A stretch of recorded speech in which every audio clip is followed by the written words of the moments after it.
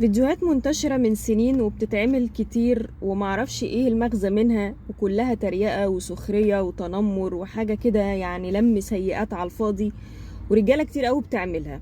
فعشان كده عملت الفيديو ده عشان حبيت اتكلم عن الموضوع ده. الحاجة دي هي ان في رجالة كتير ممكن جدا يشوف واحدة ست بتتعلم الركنة او بتركن، يعني مش بتتعلمها، هي ممكن تكون بتركن ومحتاسة مش عارفة تركن، الدنيا جاية عليها، ايا كان بقى. ممكن تكون لسه مبتدئه او جديده ولسه بتتعلم الركنه جديد، او ممكن جدا تكون ما اتعلمتهاش كويس، فهي عيني نازله بتجتهد وبتحاول تركن، او الدنيا يعني ايا كان المشكله اللي عندها، هي واقفه محتاسه وبتركن وبتعك في الركنه.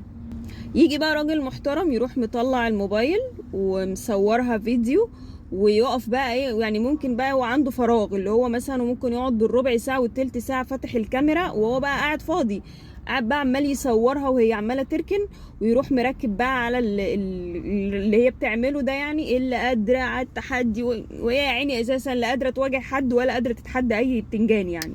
هي اساسا ملصمة نفسها بالعافية ونازلة متعلمة السواقة بالعافية.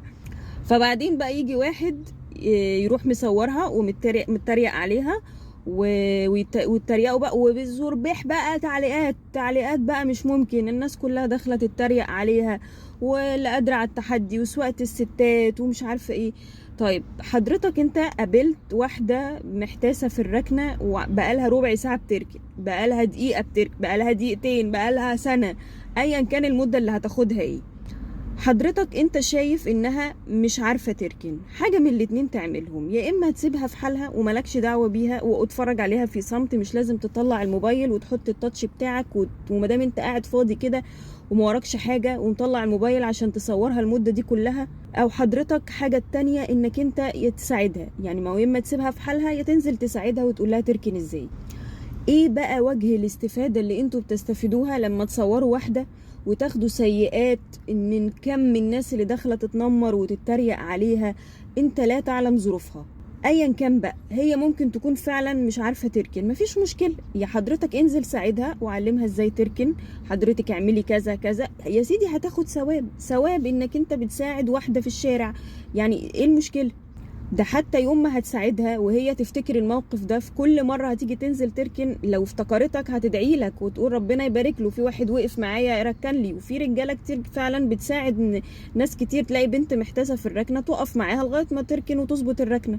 يا اما حضرتك بقى سيبها في حالها وخلاص، لكن انك تطلع الموبايل وتصورها وتقعد تتريق عليها ليه؟ يعني انت بتستفيد ايه؟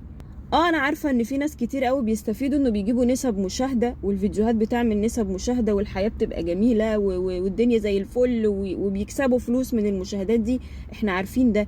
بس انا بتكلم لشخص، هو انت كده بتاخد سيئات، انت بتلم سيئات وبتاخد ذنب كل الناس اللي عماله داخله تتريق عليها.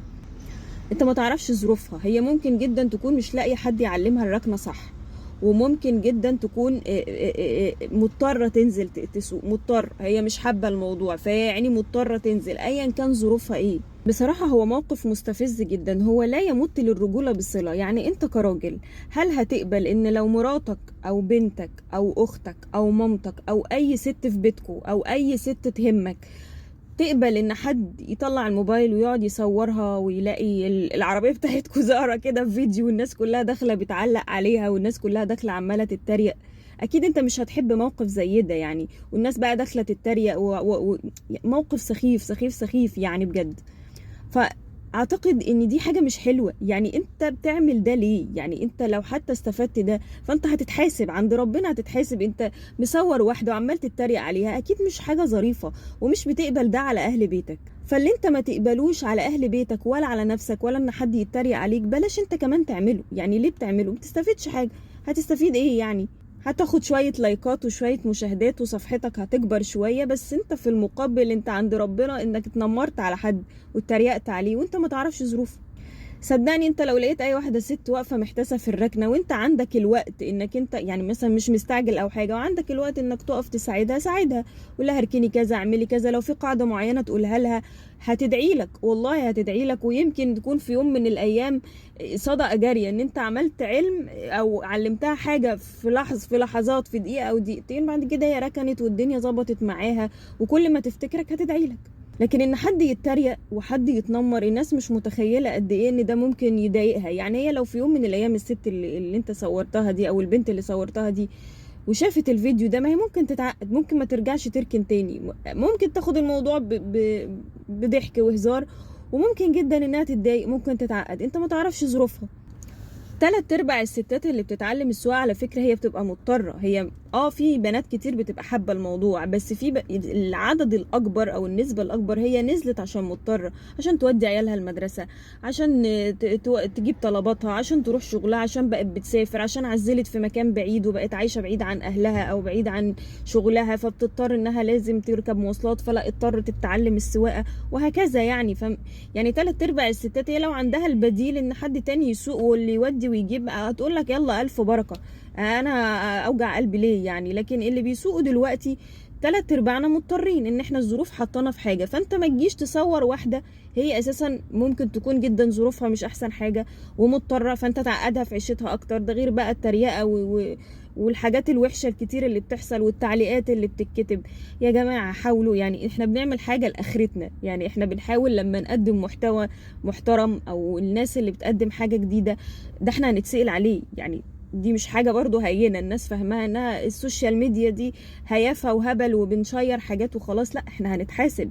اي حد طلع بيقدم محتوى تافه ومتخلف وقليل ادب وبيلم سيئات هيتحاسب، واللي طلع عمل محتوى محترم ونظيف وابن حلال وبيفيد الناس برضو هيتحاسب وهيتجازى، ان ربنا هيجازيه خير على اللي هو بيعمله. فما تستغلوش السوشيال ميديا في ان انتوا تتنمروا على بعض وان احنا نصور بعض عشان نتريق. يعني دي بجد حاجة منتشرة وبقالها سنين، وبشوف فيديوهات من النوعية دي كتير قوي، ومعرفش يعني ربنا يهديكوا. يعني اتمنى ان اللي يلاقي النوعية من دي من الفيديوهات ينصح صاحبها بالكلام اللي انا قلته، وربنا يهدي الجميع بقى.